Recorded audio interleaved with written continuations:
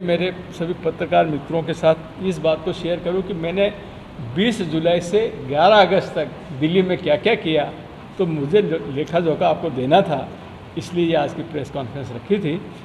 नमस्कार, आप देख रहे हैं लोकेशन न्यूज। और आज लगभग 13 अगस्त 2023 को सांसद गुमान सिंह डामोर जी ने जो एक प्रेस कॉन्फ्रेंस रखा था, उसमें लगभग निवेश क्षेत्र औद्योगिक क्षेत्र थांदला एटलाइन के पास में जो क्षेत्र है, लगभग सरकार वहां पर औद्योगिक क्षेत्र बनाने का सोच रही है। जो एक ओटीपी घूम रहा है लगभग औद्योगिक क्षेत्र को लेकर, उसके बारे में। और लगभग लोकसभा में सांसद गुमान सिंह जी डामोर ने लगभग 1 मंथ दिल्ली में क्या क्या काम करा, क्या क्या बातचीत करी उन्होंने, कौन कौन सी बातें चली लोकसभा में, वो सब आज लगभग प्रेस कॉन्फ्रेंस में बता रहे हैं। तो सुनिए आप सांसद गुमान सिंह डामोर जी का बयान।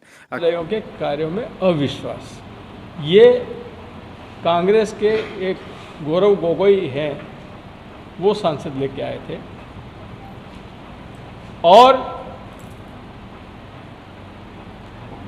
जब से सत्र शुरू हुआ तो पहले ही दिन से हमारे जो विपक्ष के साथी हैं, इन विपक्ष के साथियों ने बहुत ज़ोरदार तरीके से हंगामा किया और प्रतिदिन कई बार सदन को बाधित किया। आज जब सदन चलता है तो आप जानते हैं कि करोड़ों रुपए खर्च होता है, और सदन में इस देश के हर एक नागरिक को सम्मानपूर्वक जीवन जिए, इसके लिए पूरा अवसर देने संबंधी सब कानून पारित होते हैं।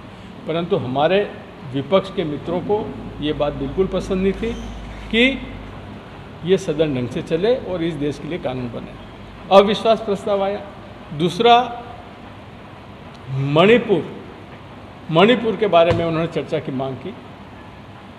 तो मित्रों, मैं आपको बताना चाहता हूं कि 9 अगस्त को अविश्वास प्रस्ताव पर हमारे देश के यशस्वी गृह मंत्री माननीय अमित जी शाह ने जवाब दिया, और उन्होंने पहला वाक्य बोला कि संसद का सत्र चालू होने के एक दिन पहले उन्होंने विपक्ष के सभी जो नेताओं को पत्र लिखा और कहा कि हम मणिपुर पर चर्चा करना चाहते हैं, आप बताइए आप कब चर्चा करना चाहते हैं।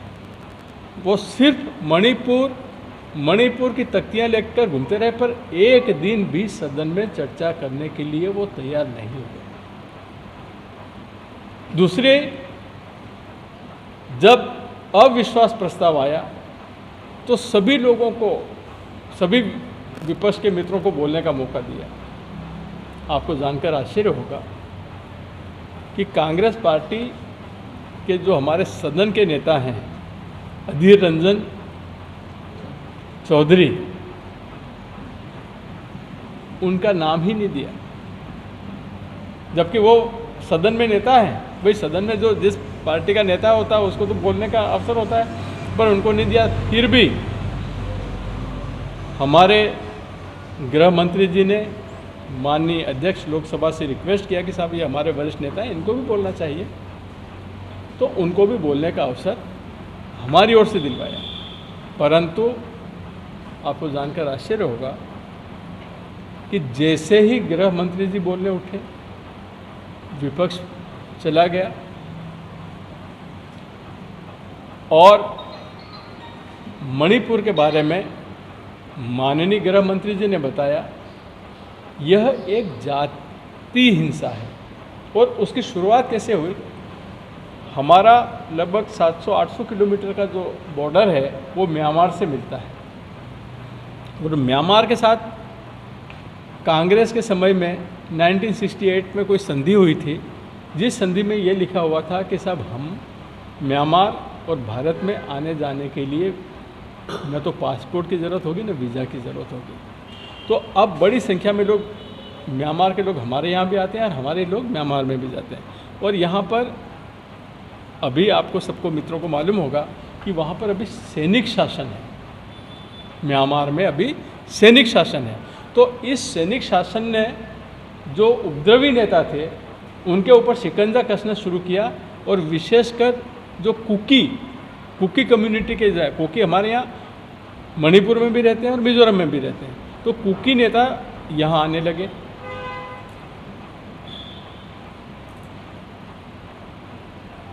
तो क्या अफवाह फैली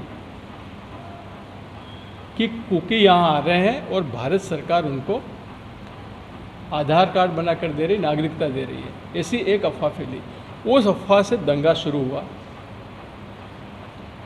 सरकार ने गाड़ियां लगा करके गांव-गांव में घोषणा की कि नहीं, ऐसा कुछ नहीं है, ये अफवाह है, ये अफवाह है, पर तब तक बात फिर चुकी थी। और दूसरा, जो मणिपुर है उसमें मेजॉरिटी में 2 समुदाय रहते हैं। नंबर 1 मैतेई और नंबर 2 कुकी और तीसरे एक नागा। तो जो मैतेई समुदाय है ये मैदानों में रहते हैं और जो कुकी और नागाज है वो पहाड़ों में रहते हैं। कुकीज और नागा ये ट्राइब्स लोग हैं और मैतेई ये नॉन ट्राइब्स हैं। मैतेई 1931 तक ट्राइब में थे, परंतु इन्होंने बोला कि साहब हम तो यहाँ के शासक हैं और हम यहाँ की एक अगड़ी जाति के लोग हैं, तो हमको आरक्षण नहीं चाहिए। तो 1931 में इन्होंने अपना आरक्षण समाप्त करवाया और ये आरक्षण की सूची से बाहर आ गए। अभी मार्च अप्रैल में हाई कोर्ट ने एक आदेश कर दिया कि मैतेई को अनुसूचित जनजाति घोषित की जाती है और हाई कोर्ट ने किसी से भी कंसल्ट नहीं किया, ना गवर्नमेंट ऑफ इंडिया का जो ट्राइबल मिनिस्ट्री है उससे, ना हमारा शेड्यूल ट्राइब कमीशन से, किसी से नहीं किया और न ही वहाँ की मणिपुर की सरकार से, किसी से नहीं किया। इन्होंने किसी की एप्लीकेशन पे सू मोटो कर दिया और ये 2 कारण वहाँ के दंगों के लिए बने। तो वहाँ पर मूलतः मैतेई और कुकीज़ में आपस में झगड़ा हो रहा है और अब इस विवाद को समाप्त करने के लिए वहाँ पर एक पैरामिलिट्री फोर्सेस की बागड़ बनाई हुई है। एक तरफ कुकीज़ है, एक तरफ मैतेई है और अब धीरे धीरे शांति हो रही है। और हमारे देश के यशस्वी प्रधानमंत्री जी ने बोला है कि बहुत जल्दी शांति का सूरज उगेगा। प्रधानमंत्री जी ने अपने भाषण में ये भी बोला कि ये लोग जो विपक्ष के साथी आज हंगामा कर रहे हैं, वॉकआउट कर रहे हैं, 1966 में मिज़ोरम में जब ऐसे आंदोलन हुआ था तो उसको दबाने के लिए एयरफोर्स के माध्यम से बम बरसाए थे। और मणिपुर में जब हिंसा हुई थी, कांग्रेस की सरकार जब मणिपुर में थी, दिल्ली में भी थी, तो 1 साल तक हिंसा होती रही। कोई भी भारत सरकार का न तो कोई नेता बोला और न ही कोई नेता वहाँ गया। इस समय हमारे गृह मंत्री जी, माननीय गृह मंत्री जी 3 दिन मिजोरम में रहे, मणिपुर में रहे 3 दिन। और जो हमारे राज्य गृह मंत्री हैं वो लगातार 23 दिन वहाँ तक रहे और आज प्रतिदिन सुबह शाम मणिपुर सरकार से, मैतेई समुदाय के लोगों से, कुकी समुदाय के लोगों से वीडियो कॉन्फ्रेंसिंग के माध्यम से सरकार लगी हुई है। हमारे गृह मंत्री जी और सभी बात कर रहे हैं और शांति स्थापित होगी।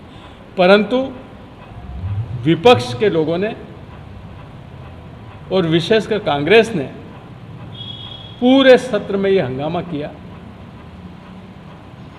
और सदन को नहीं चलने देने की भरपूर कोशिश की। मित्रों, आपको मैं बताना चाहता हूं कि हमको ये समझना पड़ेगा कि पिछले 9 साल में जो हमारे पूर्वोत्तर के राज्य हैं, जिनको हम 7 सिस्टर्स कहते थे, इसमें क्या हुआ? तो पूर्वोत्तर में रेल की कनेक्टिविटी नहीं थी, सभी राज्यों में एयरपोर्ट नहीं थे, राष्ट्रीय राजमार्ग नहीं थे और हमेशा अशांति, उपद्रव ये बना रहता था। आज मुझे आपको बताते हुए खुशी है कि हमारे सभी पूर्वोत्तर के राज्य रेल मार्ग से जुड़ गए हैं, सभी राज्यों में एयरपोर्ट्स बन गए हैं, सभी राज्यों में जो हमारे नेशनल हाईवे वो बन गए हैं और सभी राज्यों के डिस्ट्रिक्ट हेडक्वार्टर 2 लेन रोड से जुड़ गए हैं। पहले 2 लेन रोड से जुड़े हुए नहीं थे। ये पिछले 9 सालों की उपलब्धि है। तो इस प्रकार से अगर आप देखेंगे तो हमारी जो सरकार है, माननीय मोदी जी के नेतृत्व वाली एनडीए सरकार है, इसने पूर्वोत्तर का जो विकास किया है वो कांग्रेस के 6 दशक के राज्यों में नहीं हुआ था, वो विकास किया है। अगर आप पूरा टोटलिटी में देखेंगे तो हमने हर प्रकार से उन्नति की है, चाहे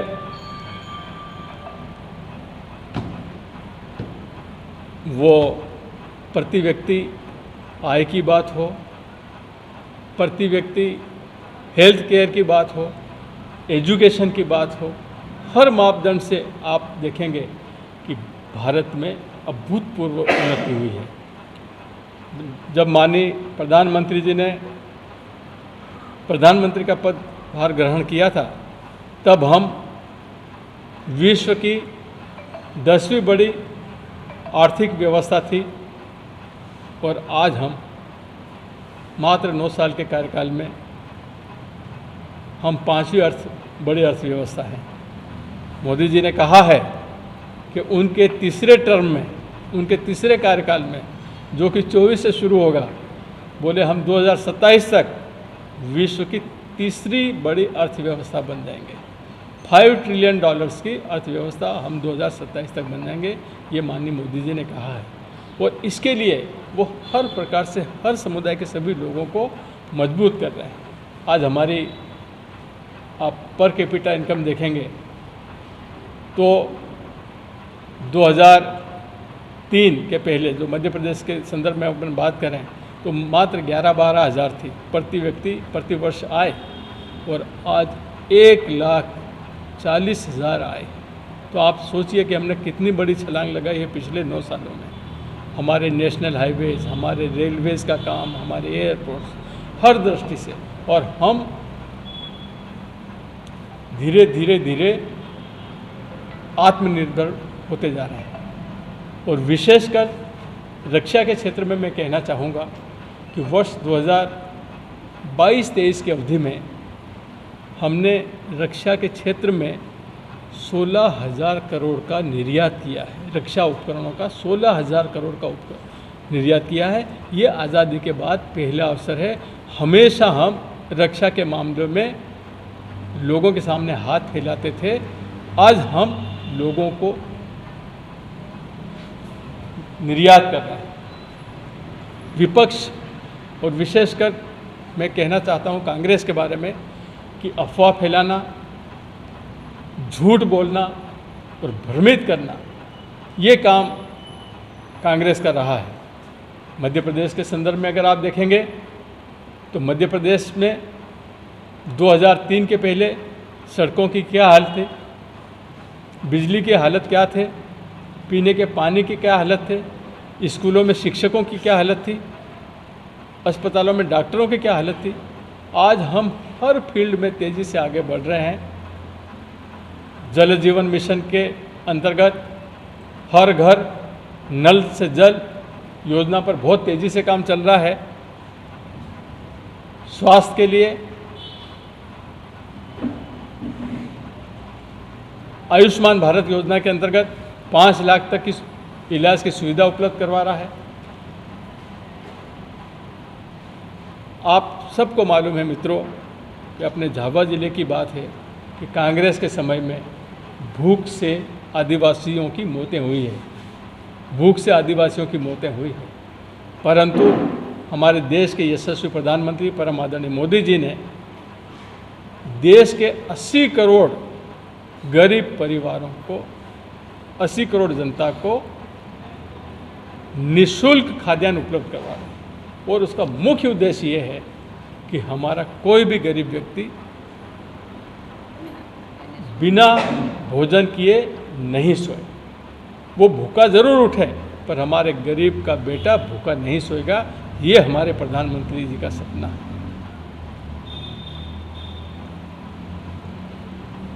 कांग्रेस के शासन में कांग्रेस के प्रधानमंत्री जी ने कहा था कि हम दिल्ली से गरीबों के कल्याण के लिए 1 रुपया भेजते हैं और वो उपभोक्ता तक पहुंचते पहुंचते 15 पैसा हो जाता है। तो ये जो 85 पैसे की बंदरबाट जो कांग्रेसी कर रहे थे, उसको भी अगर हमारे बंद किया है तो हमारे यशस्वी प्रधानमंत्री परम आदरणीय मोदी जी ने जन धन खाते खुलवाए। तब कांग्रेस ने बहुत आपत्ति ली थी कि गरीबों के खाते खुलवा रहे हो, कोई लाइन में खड़ा होकर बेहोश हो गया, इस तरह से बहुत अफवाहें फैलाई और क्यों खाते खुलवा रहे हैं। परंतु आज मुझे कहते हुए खुशी है कि सरकार की विभिन्न कल्याणकारी योजनाएं के माध्यम से अभी तक सिंगल क्लिक के माध्यम से 25 लाख करोड़ रुपया गरीबों के खाते में भेजा गया है। प्रधानमंत्री आवास, किसान सम्मान निधि, ऐसी तमाम योजनाएं जिसका लाभ गरीब आदमी को मिल रहा है। हमारे प्रधानमंत्री जी का कहना है कि आज़ादी के बाद से गरीबों का जो हक छीना गया था, हम यह व्यवस्था करके गरीबों को न्याय दिलाने का काम कर रहे हैं। हम उनके ऊपर कोई एहसान नहीं कर रहे हैं, हम उनको न्याय दिलाने का काम कर रहे हैं। और मित्रों, आपको जानकर खुशी होगी कि देश में 12 करोड़ के लगभग प्रधानमंत्री आवास बने हैं। दुनिया का सबसे बड़ा अभियान, दुनिया का सबसे बड़ा अभियान जिसका लाभार्थी हम सब लोग हैं, आप, मैं, ये जितने बैठे हैं सब हैं, वो था कोविड वैक्सीनेशन। आप कल्पना करिए कि अगर कोविड का टीका समय पर नहीं बनता तो हमारे यहाँ कितनी मौतें होती, कल्पना नहीं कर सकते। परंतु मोदी जी ने थाली बजाकर, ताली बजाकर, दीपक जलवाकर पूरे देश को एक किया और ढाढ़स बंधाते रहे कि आप चिंता मत करो, नरेंद्र मोदी आपके साथ है, आपको कुछ नहीं होने देगा। और धीरे धीरे धीरे व्यवस्था करते करते 8-9 महीने की समय अवधि में टीका बनाया और इस देश की 140 करोड़ जनता को टीका लगवाया। इतना ही नहीं, दुनिया के कई देशों को, 100 से अधिक देशों को हमने निःशुल्क कोविड का टीका दिया और मानवता के प्रति काम किया है। मोदी जी कहते हैं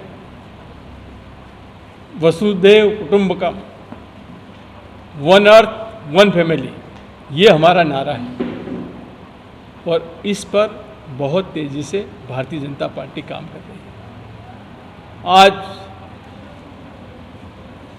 मुझे ये कहते हुए खुशी है कि हमारा देश तेजी से आत्मनिर्भर बन रहा है, विकसित भारत बन रहा है।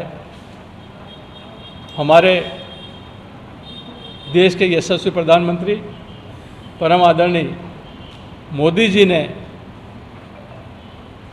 नारा दिया है कि हमारा 15 अगस्त के बाद अमृत काल शुरू होगा। इस अमृत काल ये 2047 तक चलेगा और 15 अगस्त 2047 जब 100 साल पूरे होंगे आज़ादी के, तब भारत विकसित राष्ट्र होगा और दुनिया की जो प्रमुख 3 शक्तियां होगी उसमें से भारत का भी नाम होगा। इस मिशन को लेकर भारतीय जनता पार्टी काम कर रही है। अगर मैं मध्य प्रदेश के संदर्भ में कहूं तो हमारे यशस्वी मुख्यमंत्री परम सम्माननीय शिवराज सिंह जी चौहान भाई साहब रात दिन इस देश को, इस प्रदेश को मजबूत बनाने के लिए काम कर रहे हैं। यह पहला अवसर है जब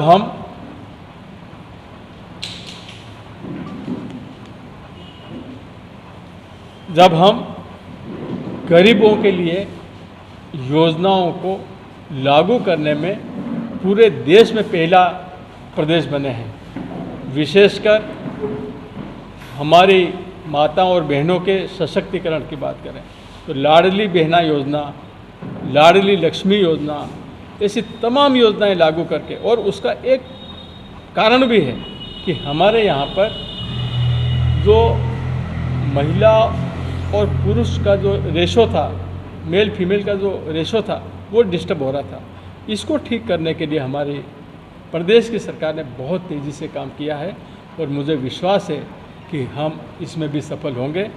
आपको सबको मालूम है कि हर महीने की 10 तारीख को सिंगल क्लिक के माध्यम से हमारे प्रदेश की 1,25,00,000 बहनों के खाते में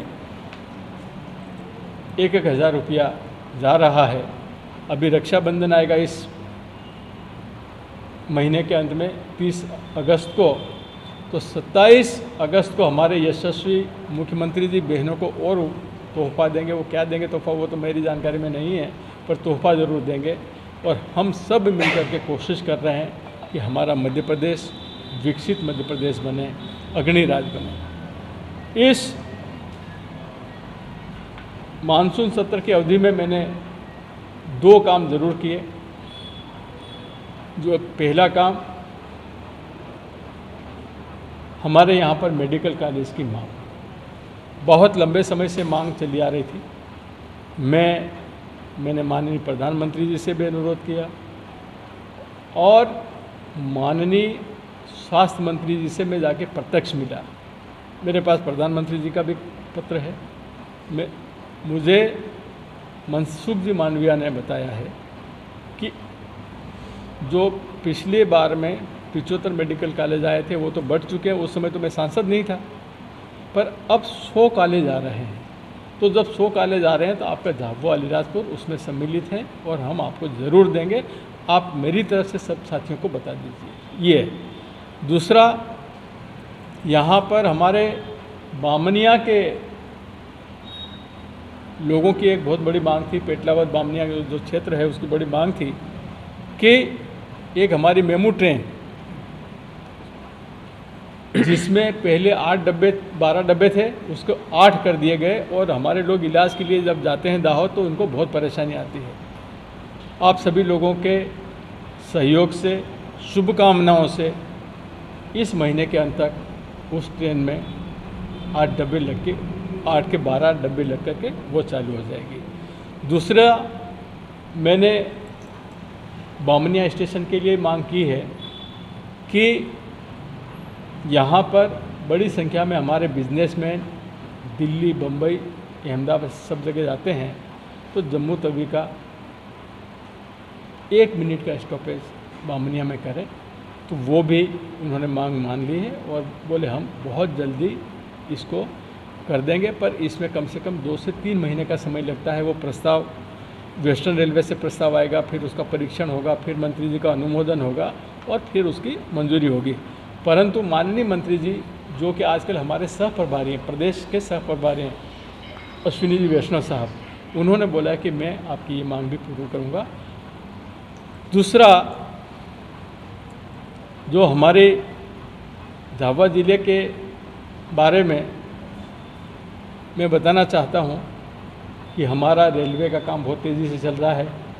माछलिया घाट का मैंने बोला था कि अगस्त महीने तक बनना चाहिए, तो वो थोड़ा सा हो सकता है कि 10-15 दिन और डिले हो, परंतु माछलिया घाट का भी काम पूरा होगा। मैं अभी माननीय प्रधानमंत्री जी से मिला था, तो परिवार के साथ मिलने से समय थोड़ा जल्दी मिल जाता है, पर मैंने समक्ष में माननीय प्रधानमंत्री जी को अनुरोध किया है कि 8 लेन जिसका निरीक्षण करने हम लोग सब गए थे, उसका लोकार्पण झाबुआ ज़िले से करें। तो उन्होंने बोला कि मेरा पूरा प्रयास होगा कि आपके यहाँ से मैं लोकार्पण करूँ। तो इस प्रकार से हर दृष्टि से ये हमारा सत्र जो है ये काफ़ी फ्रूटफुल रहा है और उपयोगी रहा है। और मुझे ऐसा लगा कि मैं मेरे सभी पत्रकार मित्रों के साथ इस बात को शेयर करूं कि मैंने 20 जुलाई से 11 अगस्त तक दिल्ली में क्या क्या किया, तो मुझे लेखा जोखा आपको देना था, इसलिए ये आज की प्रेस कॉन्फ्रेंस रखी थी। और इसमें किसी मित्र को कोई पूछना हो तो बताएं। एक बात मैं ज़रूर शेयर करना चाहता हूँ, बड़ी मज़ेदार बात है, आपको भी आनंद आएगा सुनकर। हमारा भारतीय जनता पार्टी का कार्यालय कोतवाली के थोड़ा आगे वहाँ है, तो हमको जाना पड़ता है, भाजपा का कार्यालय, हम भी भाजपा के हैं तो हम जाते हैं वहाँ पे। तो मैं एक दिन गया तो वहाँ पे मैंने देखा कि एक कुत्तों का झुंड खड़ा है और वो पानी की टंकी की तरफ देख के भौंक रहा है। मैंने कहा यार, मैंने पूछा क्यों, ये क्या हो रहा भैया, कि ये क्या हो रहा? तो बोले भाई साहब ये 8-10 कुत्ते इकट्ठे होते हैं और पानी की टंकी को देखकर भौंकने लगते हैं, कभी कभी हैंडपंप के आसपास खड़े हो जाते हैं और हैंडपंप को देखकर भी भौंकने लगते हैं। बोले पता नहीं क्यों, ये 2018 से ऐसा कर रहे हैं, ऐसा मुझे बताया। तो मैंने कहा आपके साथ ये शेयर करूं मैं, और मित्रों को अगर कुछ पूछना है तो आप ज़रूर पूछिए। आप सभी को बहुत बहुत धन्यवाद। सर, औद्योगिक विकास की बात हो रही है, रोज भी चला, थाना में बड़ी रैली भी निकाली है, उनका कहना है हमें 1 इंच जमीन भी नहीं देंगे, तो ऐसे में विकास। आपका बहुत ही उत्कृष्ट प्रश्न है। मैं मित्र आपको ये बताना चाहता हूँ, सभी मित्रों को ये बताना चाहता हूँ कि हम हमारे किसी भी आदिवासी भाई की 1 इंच ज़मीन भी नहीं देंगे। जो शासकीय भूमि है जहाँ भी है वहाँ हम उद्योग खोलेंगे, पर हमारे किसी भी आदिवासी भाई को हम बेरोजगार नहीं होने देंगे, न ही भूमि अधिग्रहण होने देंगे।